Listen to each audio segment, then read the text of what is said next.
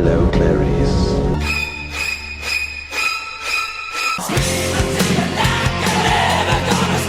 It's alive! It's alive! We accept a one of us. I kick ass for the Lord. I want to play a game. They're here. It's showdown. Hello and welcome to the Three Basket Cases podcast. I think this is today's movie is Peter's pick, and I think this is kind of payback for Tokyo Gore Police. So Might be. Peter's picked Troll 2 from 1990, and we're just going to jump right into it. Take it away, Peter. Okay, so the movie begins with Grandpa telling a story to his grandson about some, I guess, Peter Pan type guy. He's getting chased through the woods by what's referred to as deformed, vengeful forest dwellers, is how they were originally introduced. So we know the first head scratcher of many is when the grandpa calls them goblins. Vengeful and evil goblins. At that exact moment, the title Troll 2 comes on the screen. File that for later, or not.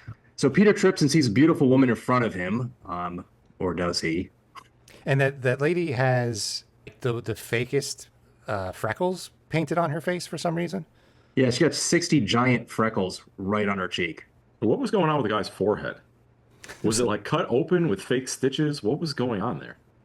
It's really hard to I tell. couldn't get past the hat. I didn't notice his forehead. I was waiting for the freckles to come back myself. Yeah, so then the little kid interrupts with this. I bet it was a goblin in disguise. So again, now we're talking about goblins.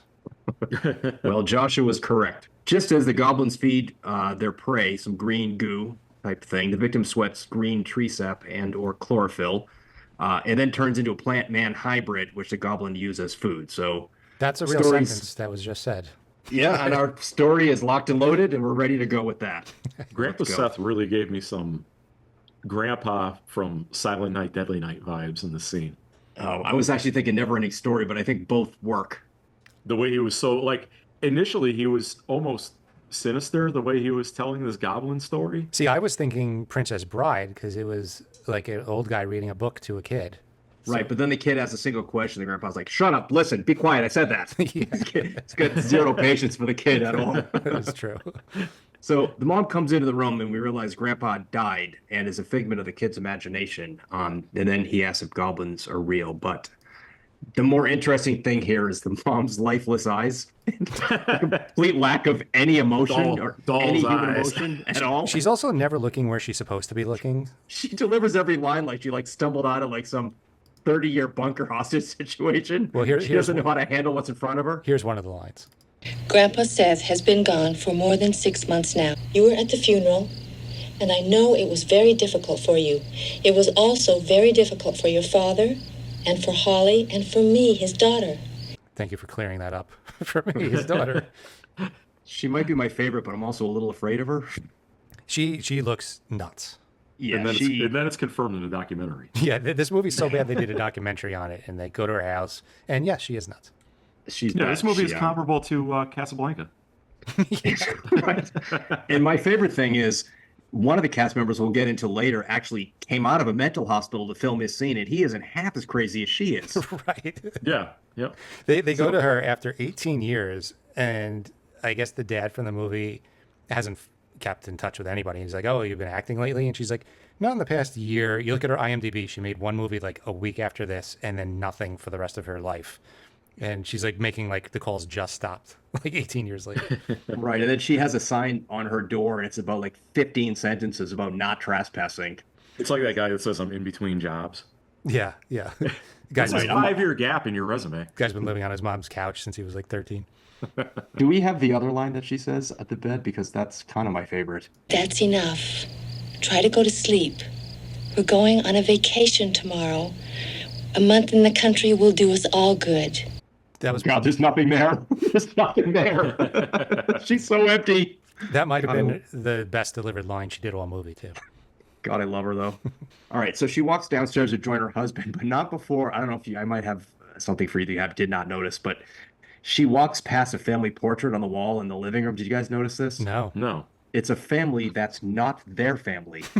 No shit. And the configuration doesn't even match. The boy is the oldest, largest one. The daughter is smaller and younger. The mom looks absolutely nothing like the mom, and there is no dad. That's amazing. It's so good. I paused it for like seriously like 3 minutes, and I'm trying to look at it because it's in the background. I'm like, that's not them or even close to them. So the dad's on the phone, and it's established that they are vacationing in Nilbog. It's funny, I wrote it as Milbog, and I had to kind of read. I was like, that doesn't spell goblin. Well, spoiler alert. I really feel like the writers thought this was going to be a big reveal later in the movie. Yeah, like hold on to your fucking hat because guess what? You guys are We've been talking about goblins since 5 seconds into the movie. Yeah, but Nilbog sounds nothing like goblin. They're just gonna blow people's minds. Well, maybe they're goblins because goblins spelled backwards. And then troll would be like lateral or something. It doesn't work. Right. Nilbog works. But anyhow, she walks up to her husband after the family photo, and she's patting his head like he's a cat. What the fuck are you doing to his head?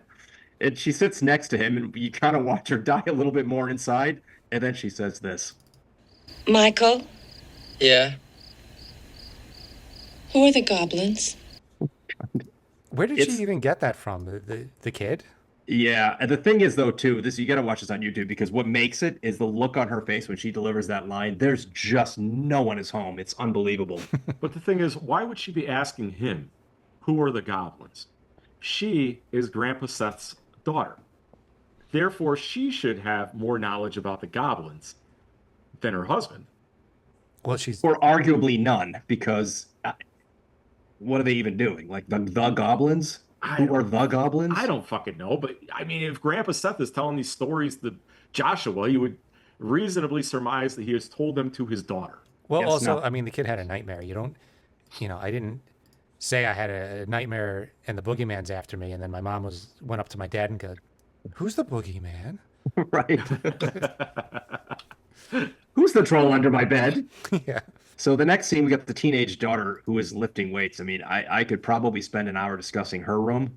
I mean, this is like Nightmare on Elm Street Part 4. Yeah. With the workout girl. Yeah. That's what it reminded me. Workout girl. But if you go to her room, we get to show pictures of it on YouTube. Like she has a picture of Johnny Depp fine. She's got a picture of I don't know, Tom Cruise fine, and then she's got like a Smurf. Yeah. Like she's either 16 or 5. Can't tell. Her room is all over the place. And similarly, the boys' room. Do you guys notice that? Yes. Yeah, it had like Daryl Strawberry and like the Montreal Expos shit. Well, it was like one thing. The from Mets, the Reds. There was no pattern or region at all to his sport. He just had every single team covered. Yeah, it was like pick a team. So Elliot, her boyfriend, the boyfriend of the chick who's exercising, her name is Holly, gets a ladder and sneaks into her room. She assaults him, and then she says this. Wouldn't it be too hard? If my father discovers you here, he'd cut off your little nuts and eat them. He can't stand you. Everyone in this movie is just up for an Academy Award. But she also kind of likes him, I guess. So she talks about losing her virginity to him on the trip to Nilbog, and he's like clearly gay. He tried to turn me into a homo? Well, we'll get into that later. There's a lot going on in that RV. I couldn't figure it out, but she does like him, so she does invite him to Nilbog, but she's like without his friends. I guess he spends too much time with his friends. I don't know. It's a whole thing. I guess we'll get into that later. And every time I was like, she's just going on and on and on about his friends are ridiculous. And then he would do something that would support what she said. I'm like, I don't know who to believe now.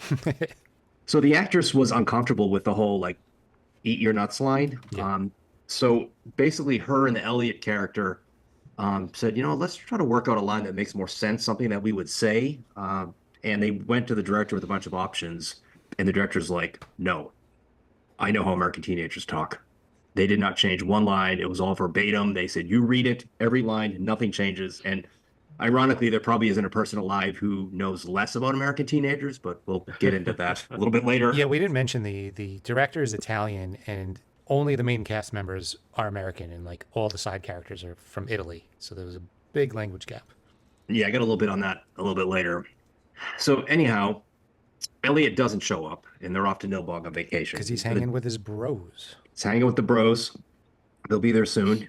So the dad-daughter start to argue about Elliot and how he chose his friends over her and this, that, the other. And then the mom redirects by instructing everyone to sing Row, Row, Row Your Boat in a round. It's kind of funny. He's like, well, sing that song I like. The song I really like. You know the one. Yeah, 41-year-old woman. I want that song I really like. Sing that song. But God knows that was actually her favorite song. Because she's fucking crazy. Yeah, she probably was. It was probably, if it was a Troll 3, it would just, she'd be in a corner rocking back and forth, singing that for the first hour. It's the whole movie. And I would watch it. It might be better than this. All right, so there's a dream sequence that actually isn't bad. The kid starts sweating green and convincingly turns into a man-plant hybrid, and the family becomes goblins. And the whole thing, I was like, all right, there's a little bit of intellect to this. But I do have a favorite goblin. I think, Jay, we were talking about this. Oh my God, it's the greatest. Yeah. Yeah, it's the one with the giant eyes who always looks surprised and definitely on the spectrum. Yeah. Actually, hold on. Spectrum goblin. Boom, there he is. That's definitely my favorite one. Yeah, I did not hate the goblin costumes. No, I didn't either. I thought they were kind of cool. I mean, I shouldn't say the costumes. I should say the masks. The masks. Yeah, it was a burlap bag, but the masks weren't terrible. No, I thought it looked kind of cool. And then some of the special effects, like when he was changing into that plant, I was like, that's not bad. It's not bad. I agree. I don't think better than it needed to be. Yeah, I don't think that's the problem with this movie. No, not at all. Although it could have been one of the problems because there's a lot of them. Like it's 99 problems, but that ain't one. Yeah. So the kid has a vision of his grandpa who says, go home, Nilbog's curse, this, that, the other. And when they get to the farm, the family that they're doing the house swap with are totally off too. And they have, I guess, like a skin, what is it, scab? Clover-shaped scab? Clover scab or clover scar or a mole or something? Yeah. Yeah, and then that family is going to go to their house. It's a house swap. But I think it was kind of funny. The dad's like, enjoy our house. It has all the major conveniences. And he starts listing. He's like a bar and a refrigerator and a microwave. Okay, yeah, meanwhile, the family's in the truck already taking off, and he's still listing conveniences of the city. Right. He's like, bread box. I'm like, wait, I don't think I want to let them live in my house. Did they not communicate with these people before they decided that this house swap was a good idea? Can you imagine you're doing a house swap with a house you own and you meet them? Right. You're like, well, we got to move when this house swap is over. Let's burn the house to the ground. Definitely at least checking every nook and cranny for dead bodies. Right, or like making sure they're not still there in the crawl space. Yeah. Like as soon as he stuck his hand out to shake it and the guy just like didn't do anything, I'd have been like, I think we're going to go back home. Yeah. Yeah, there's a bit of decorum you have to have if someone's in your house or you're going to take someone's house. You got to at least play the game. Yeah. Right. So anyhow, they go inside and the table is set with a bunch of odd food with a signature green coloring. The one thing I noticed about the food in this movie, and I don't really understand it, is none of the food looked recognizable as food. They could have just gone to Dunkin' Donuts and got 24 donuts and put the green shit on it, and it would have been fine. Like, I don't know what any of it is. Or hear me out. 24 donuts from Dunkin' Donuts and put the green shit on the inside like jelly so you don't see it before you eat it. Ah, that's better. Like, what the fuck? There's a smorgasbord of food on this table. It's all neon green. I'm not eating that, but this family's like, fuck yeah, I'm eating all of this I would have eaten it. It all looked like different cakes. It did not. And it was like a uncooked corn on the cob. Come on. With green shit on it, green juice. What is it, Ecto Cooler? Ecto Cooler. So Josh sees the grandpa again, who says, don't let them eat, and he freezes them for 30 seconds, except they're blinking and moving. But oh, that was awesome. Yeah. Yeah. It's funny, as soon as they said freeze, I was like, there's no way these fuckers are going to be able to freeze. I mean, zero chance of that. And then Joshua has to think of some way to prevent them from eating. If you know, this movie is a favorite scene. So he does, I guess, what anybody would do, and he pees all over the table. And they gave him 30 seconds. It took him at least 2 minutes to figure out how to pee on the table. Yeah. He could have just taken the food. I guess then I don't know. But yeah, if they're frozen, he could have done like what the Flash does in the movies and taken all the food, thrown it in the garbage, and when they're unfrozen, the food's just gone, and he's like, I don't know what happened. Yeah, we better go home. That's weird, right? Yeah, probably haunted. But the weird part is I do have a question about this. So the food was a fraction of an inch from everybody's face and just about to take the first bite. So did he pee on their face and in their mouth? Because they probably would have continued eating taking that first bite. That's probably why the dad was so mad. Maybe he peed on their face because you're going to be like, there's going to be 3 seconds where you're just confused that your child is peeing on the table, and you're going to probably finish your bite and be like, what is this I'm dealing with now? Yeah. Dad wasn't nearly mad enough. I was pretty mad. I thought he was going to hit the kid. I thought he was too, and then he tightened his belt. Which apparently he does because the mom yells up, "Don't hit him, please!" Yeah. Oh, okay. Apparently it's a problem. And the dad does drag Joshua upstairs and delivers probably his most famous line that gets, passed down and everyone yells at conventions. And you can't piss on hospitality. I won't allow it. So he goes for his belt. This scene kind of cracked me up because I didn't. He goes for his belt, so you think he's going to whip the kid with the belt, right? I thought he was going to piss on the kid. Oh, okay. Oh, did you? Fair I enough. didn't go that far. Well, He's going to beat him with the belt. Oh, you like He's pissing on whipping his things? dick out. You like pissing on things? I'll show you how to piss on things. I guess it definitely could have been that. God, you're right. But no, he's tightening it in preparation for the hunger strike he assumes was the motivation for his son peeing all over the dinner table. Well, you showed him. You took your belt in a notch. And then he delivers some batshit crazy speech about how when he was his age, he did suffer from hunger. So if there is a hunger strike game going on, he has the advantage and he will win. The dialogue is just like, what? I think this is the point where the movie just graduates from like confusing to just completely insane. Yes.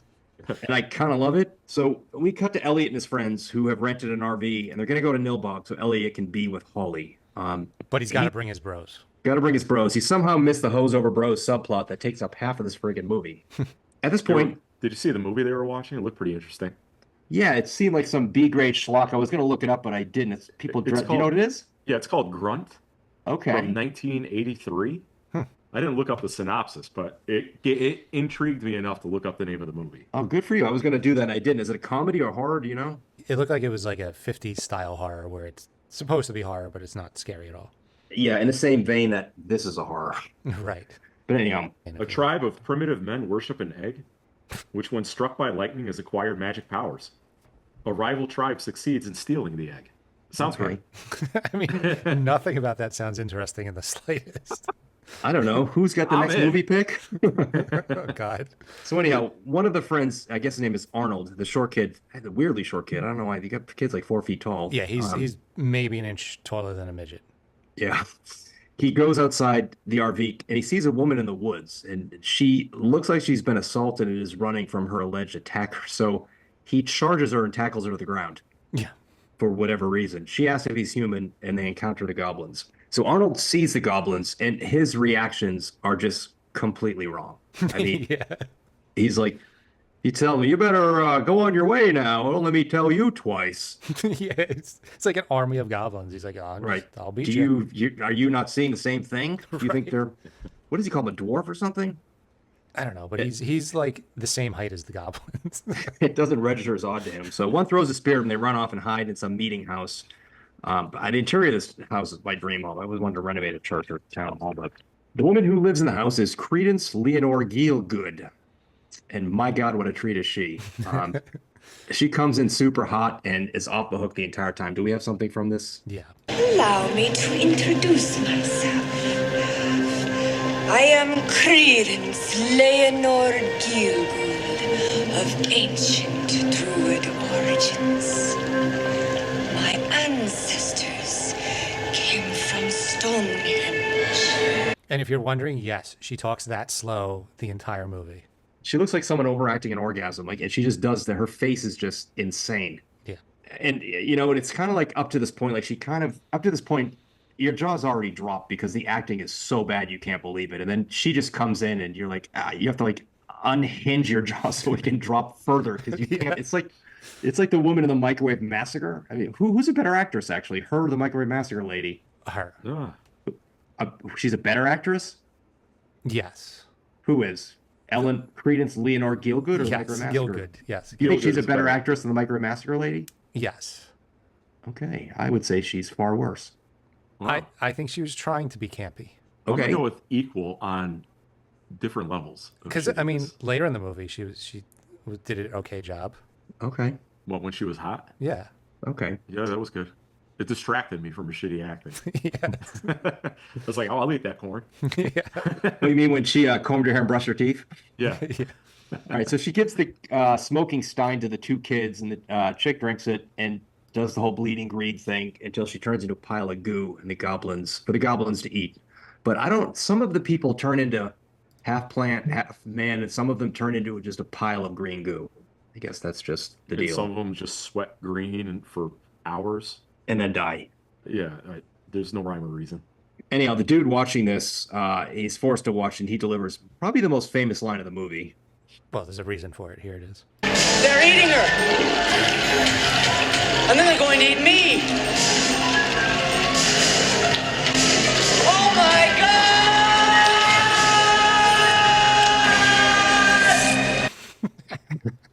And then I a love what he fly says. Yeah, the fly on his forehead. lands on his forehead like Mike Pence.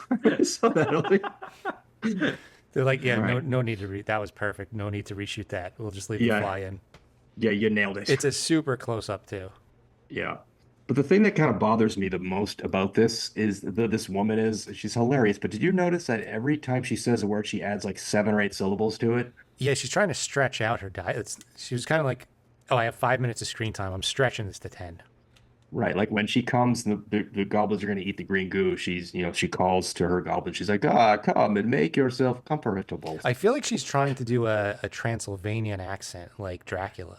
Yeah, and I think she thinks she does. I think you're right. She wants to extend her screen time, so she just draws it out.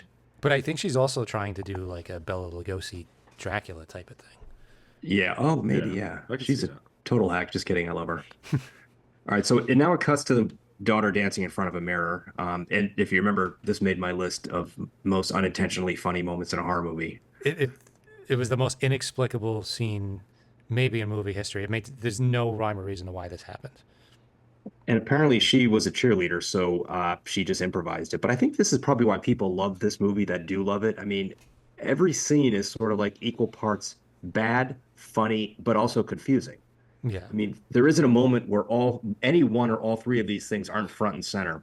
And I think at this point it's probably worth us mentioning because we all watched the documentary, right? Yeah. Yeah. The people who created the movie. So the director was Claudio Fragrasso from Italy, and the writer also from Italy was Rosella Drudi, who I believe was his girlfriend or partner. Wife, yeah. Okay. She wrote the story because at the time she had a lot of vegetarian friends, and that really pissed her off.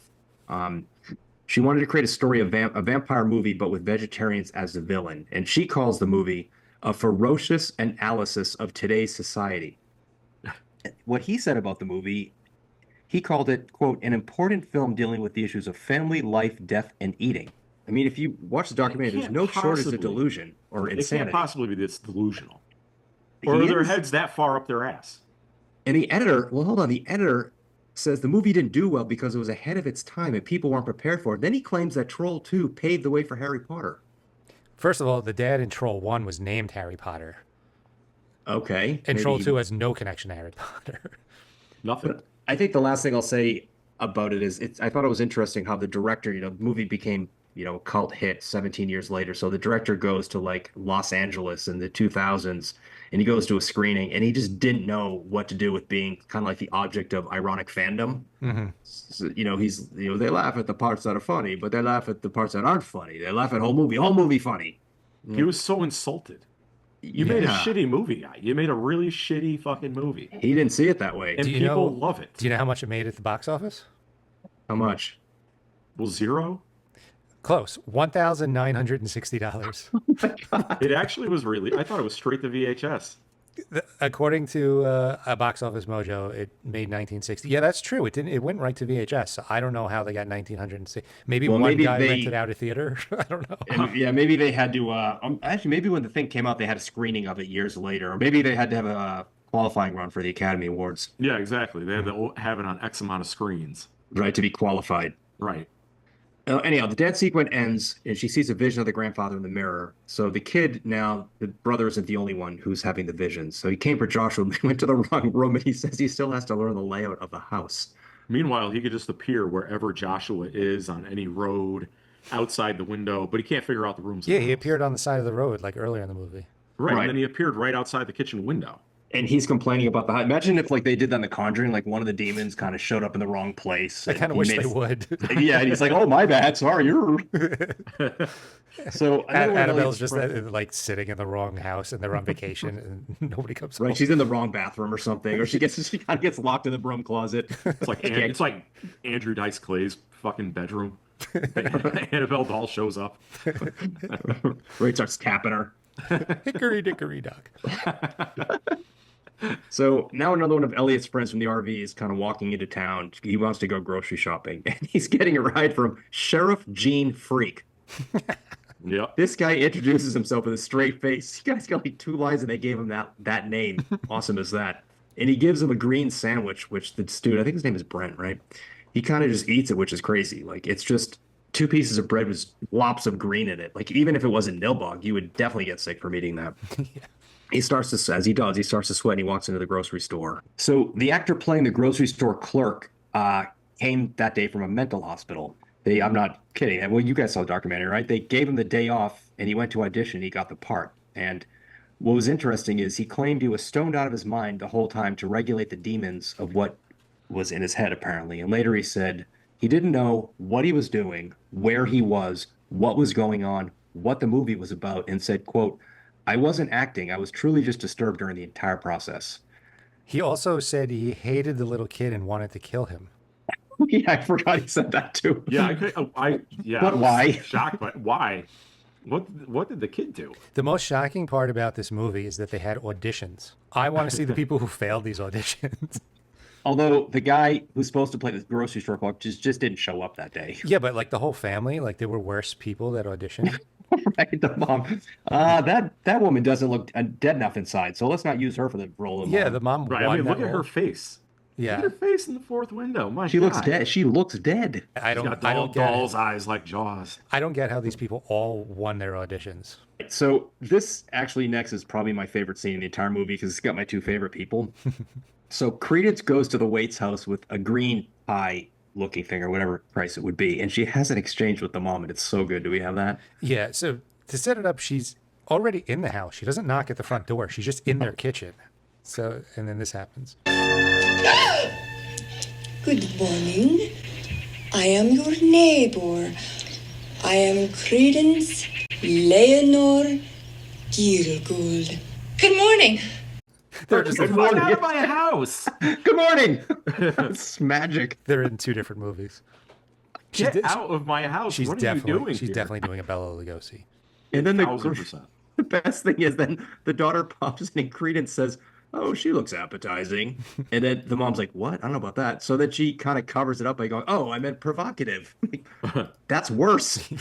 Did you come here to score with my 15-year-old daughter? What's happening? So you can tell an Italian lady wrote this. Yeah. Not a great handle on the English language. Yeah, little to none, actually. Right. So they're cutting to, which is actually what makes it so fantastic, really. So they're cutting to and from a few scenes at this point. The dad and son go to town. The kid wandered off into a house, and there's a group of people listening to a preacher-type guy. He's a new character being introduced. He's talking about the evils of meat. I'm not a vegetarian, but I respect the hell out of people who are vegetarians, and I'm kind of starting to wonder, like, all right, is that where this is going? Is this a vegetarian message? And I was actually kind of intrigued by that, but ultimately not, because it's just kind of too confusing. Well, it's just him listing types of meats, and then everyone in the crowd going, ew. Hamburgers. Steaks. Well, this is some of the problems he lists with eating meat. One of them was smelly bladder. I don't know how you determine that. Clusters of hemorrhoids. And then he says vicious, stinky excrement. Everyone's like, boo. I don't know, I guess it's a cult. So Josh is watching in the rafters and drops a skateboard. So they see him. The whole town's there. And I guess it's safe to say the whole town at this point they are goblins already. And they are either goblins or they're in the human form. Is that accurate? Yes. There's no one who hasn't been converted yet. Right. So they try to get him to eat some ice cream. The dad comes in and gets him away. And they play it off like, oh, your son's got imagination. He's just trying to give him some ice cream.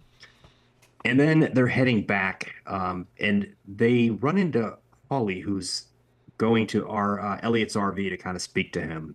Me or your friends, choose. I'd be like, friends, goodbye. It's really just a device to get Elliot back to the house for the climax of the movie. I mean, I don't know. If you've seen his friends, this is the best chance he's ever going to have of getting laid. Yeah, but it's with her. This is like dork central. We're finally back. What was up when that guy was going to the store and he's asking for money and the 2 other dudes are just like shirtless laying in bed together? I'm telling you, they're all gay. They're all gay. What's going on? Yeah, I thought of that as well. Like it's fine. Just have that be the plot. I mean, all right.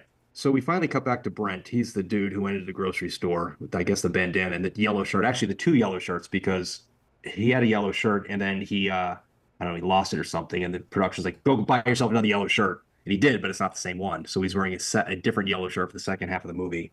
Like he walks into the grocery store once, walks out with another one. But so he's pretty dizzy and out of it. And he's arriving at Credence house to look for Arnold. And we get a pretty decent reveal of Arnold, who is half plant at this point. And the practical effects of that are not bad, I would say. Yep. No, He's but convincing. He goes to drag Arnold, who isn't a planter, out of the house. And Credence intercepts and kind of like bitch slaps Brent across the room. And then takes a chainsaw to Arnold. This is what we were starting to say earlier, that he was in that pot for 14 hours.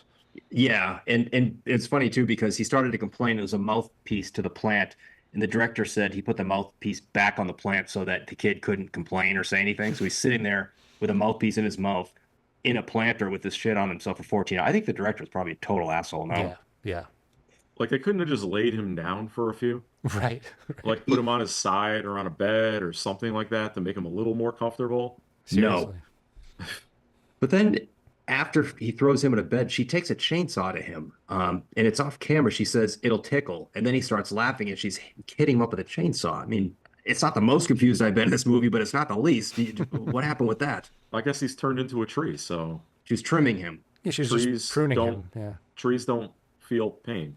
It Oh. tickles when you cut them down. I don't know. And I guess we already, I forgot, we already talked about the big reveal that Nilbog is Goblin backwards. Holy shit. What? Mind blown. And the Goblins are going to go red rum the family now. You know the writer was like, oh my God, when they get to this part and he sees Nilbog in the mirror, holy shit. And if they haven't seen The Shining, it's going to be that much better. So they cut to the house now where the entire town has shown up to throw a party for the wakes with music and food. And the mom's like, what a spread. Like, I guess, I don't know where she was when they set the whole thing up, but. Dad just saw the fucking town just try to force feed his son ice cream. Right. And he's just like, oh, I guess they don't seem so bad. We are kind of hungry because all we do is complain about there not being food provided for us here at the Airbnb, but we don't make any effort to get it. All they gave us is rotten milk. Right. And the kid keeps telling everyone not to eat the food, but the family doesn't believe him. So they're like, go to your room, get out of here. And then Elliot, Holly, the mom and dad are sitting in chairs with the town members are all just aggressively clapping and humming at their face in a circle as they kind of, it's so awkward, but the acting is so bad. You just can't tell like what any of them are thinking. Like, are they nervous, scared, happy, hungry, horny? Like you can't tell. And the mom could be like all of them or none of them. She's again, completely expressionless during all of this.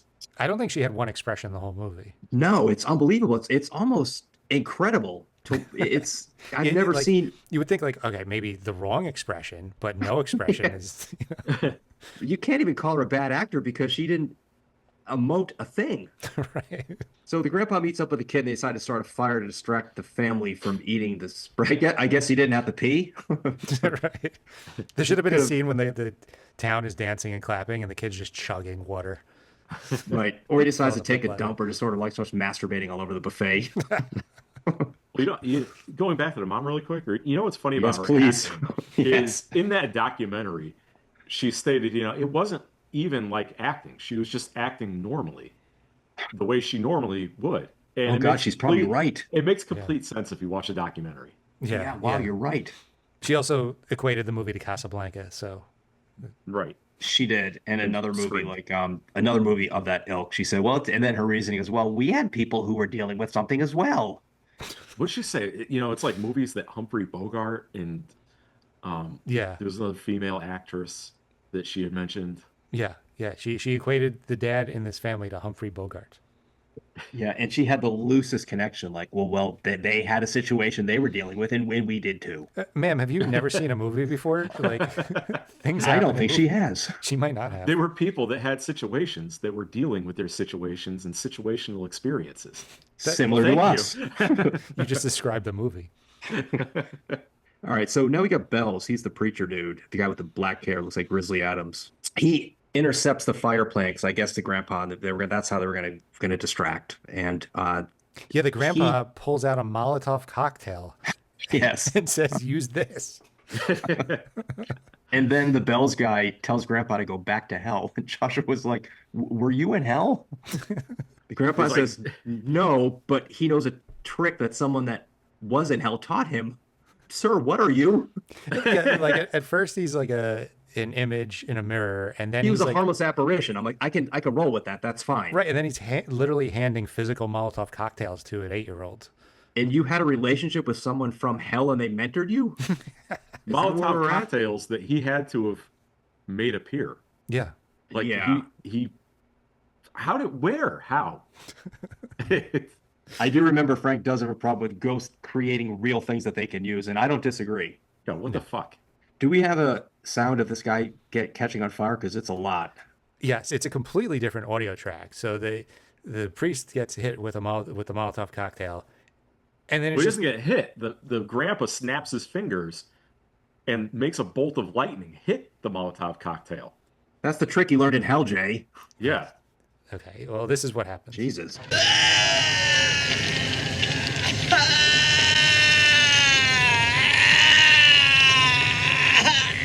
That's not the priest's voice, by the way. That's a completely different person. Yeah. And listen, if Grandpa could fucking make lightning strike wherever he wanted it to, why didn't he just kill the fucking goblins? Yeah, he could have fixed this a while ago. And then, and we'll get to later his advice, too little, too late. But so when the fire's out, there's the body of a goblin. So I think it's everybody now in the family knows, all right, we're dealing with goblins here. No apologies to the kid, though, who's been on this since the first minute. Yeah, I would have been like, okay, thank you. Yeah, I owe you a trip to Disney World or something. And then one of the townspeople say, they killed one of our own. Now we're going to kill the family. And they take this in and they spend the next 3 minutes walking as slow as humanly possible by every single person in the town who doesn't move and lets them escape right into their house. And as they're doing this, the camera pans to every single town person, and the expression of every one of them is complete boredom. Yes. Oh, good. My favorites were the woman with the octagon glasses and the tight perm and the Mormon dress, and then the dude with the cowboy hat and the neon blue and pink feather in it.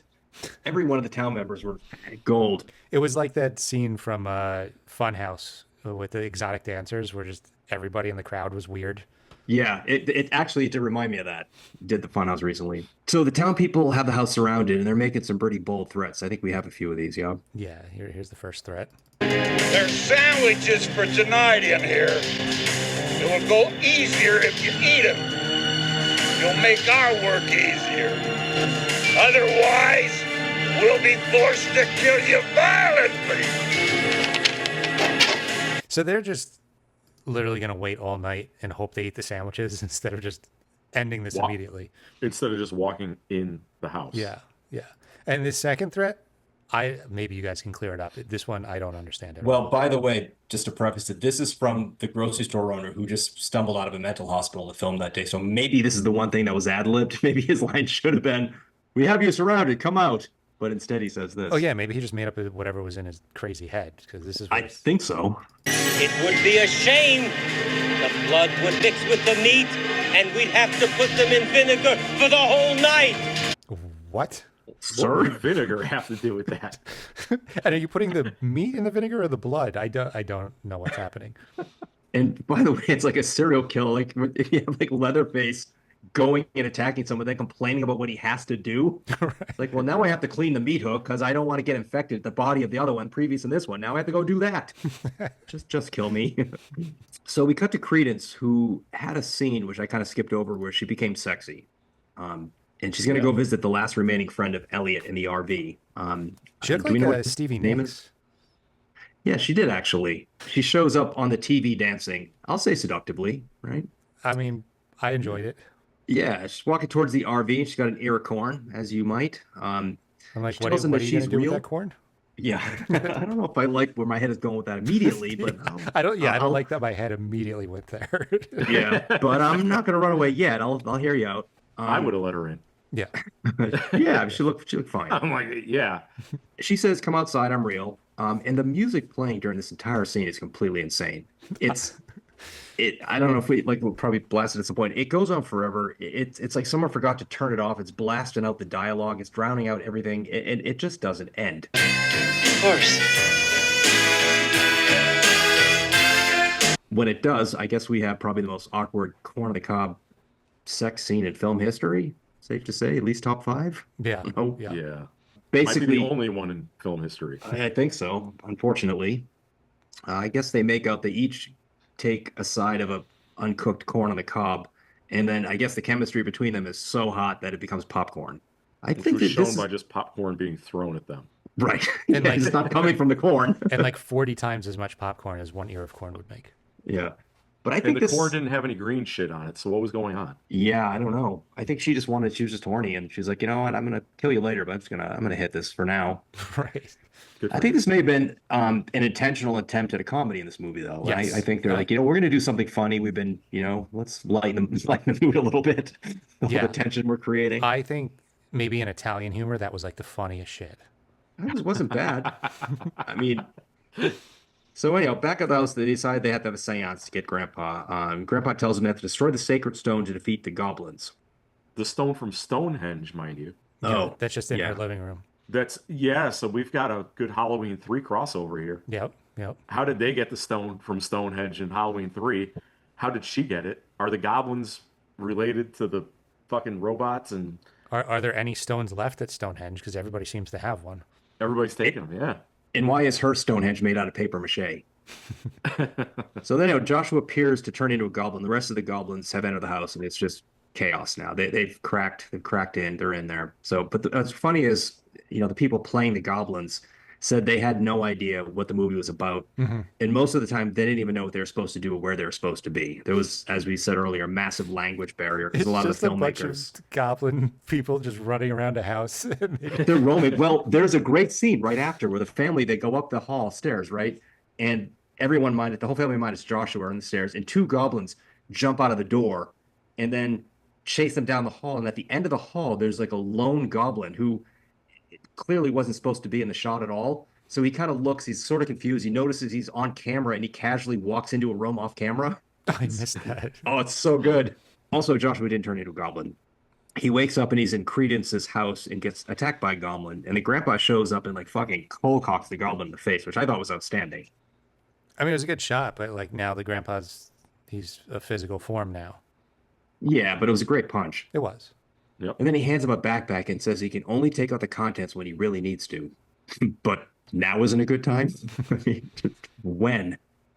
He'll know. He'll just Yeah, I guess I was glossing over a little bit the giant rock in Credence's house. That's a doorway to, I guess, is it a doorway to hell or Stonehenge or what exactly? It's Who smoking. knows? What is It's that? just it's a rock from Stonehenge, I guess. But what's inside of it? Goblin? Smoking. I don't know. Goblinville. All right. I mean, it restored the hot witch's hand at some point. Yep. Yeah, I gave her another hand. Now, how do they transport themselves through mirrors? I'm not going to even touch that. I didn't even understand that in The Conjuring. It was pretty funny when she gets sucked back into the mirror as a goblin and gets shot back into her house, and it's clearly like a guy with a mask on, getting like going backwards. It looked terrible, but But you know what, though? Your expectations are so low. A lot of the practical effects, I was like, that's viable as a practical effect. I'm not trying to have it be anything but not look ridiculous. Right. But anyhow, the grandpa says you have to touch the rock. And then he says goodbye to Joshua, and then he disappears while telling him only the power of goodness can defeat the goblins. And at this time when he disappears, it'll be forever.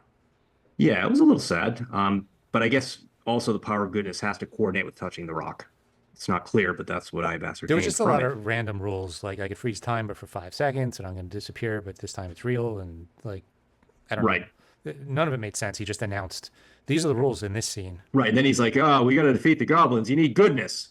Oh, okay. So things are getting pretty dire at the house. The goblins have the family and Elliot cornered. Elliot comes out with a pretty good line. He's like, "Please, let's talk. We're all humans here." Yeah. There's so much wrong with that, sir. And then Credence lets out a scream, which is pretty batshit.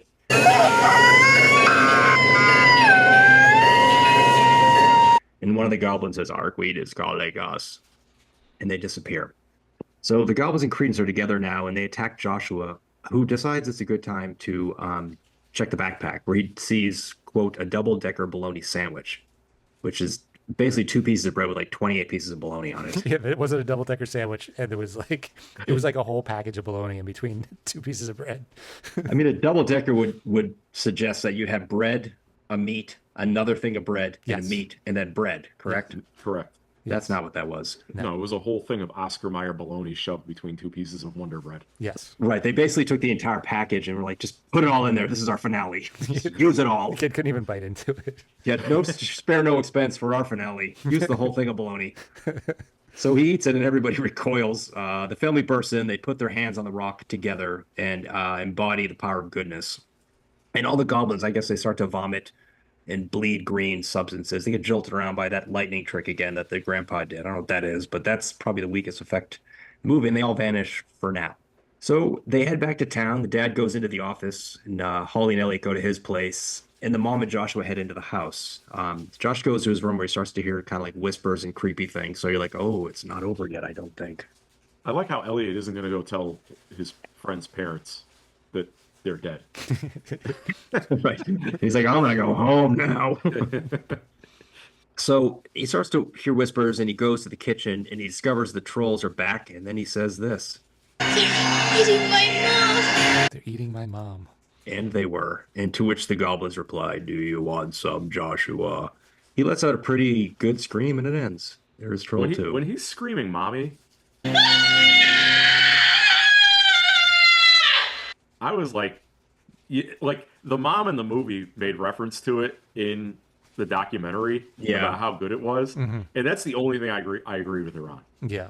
When he was screaming "Mommy," I was like, "Oh man, that's pretty good right there." Like, I was like, oh like, God, he's losing his mom. That's terrible. Yeah, I was really kind of like, I was bummed out. And I kind of watched the documentary. I haven't seen Troll 2 in a very long time. And I watched the documentary. I was like, what is this bird talking about? Because I didn't finish the movie yet. And then it happened. I forgot the ending. And I'm watching it like, yeah, wow, that is some powerful stuff for this movie. I mean, particularly because he's yelling mommy. He just yelled mom or like her name. But yeah, it was. Yeah.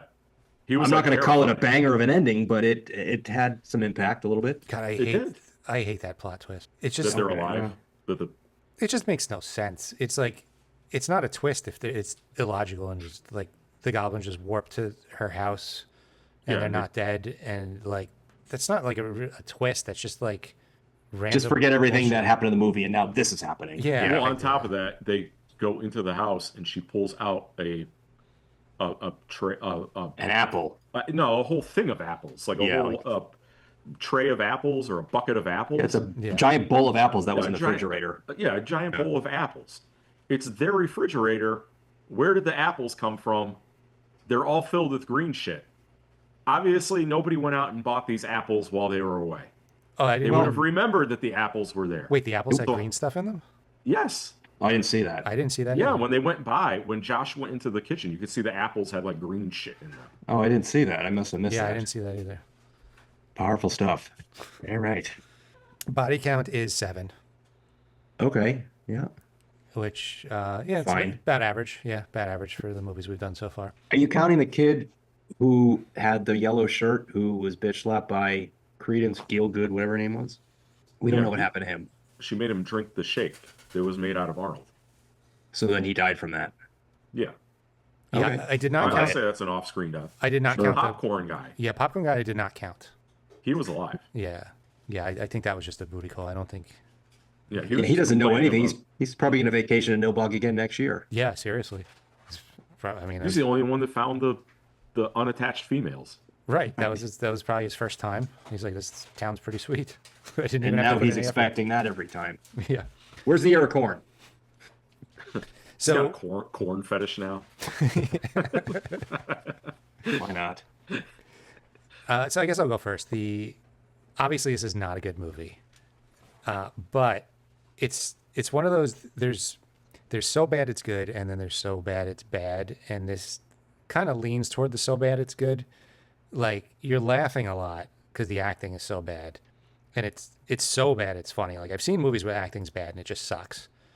But this was actually kind of amusing. So it's a hard movie to rate because it's clearly a bad movie. Right. And I don't know if a second watch would lose its charm. I know there's people who watch it every year and they laugh just as hard every time. I kind of feel like if I watch it again, I'd just be like, okay, I get it. It's a shitty movie. So long story short, I'm going to go 1.75. Okay. Incredibly low. But it's not a good movie. It's a really bad movie. It's a really bad movie, and I would say it is so bad it's good. Mm-hmm.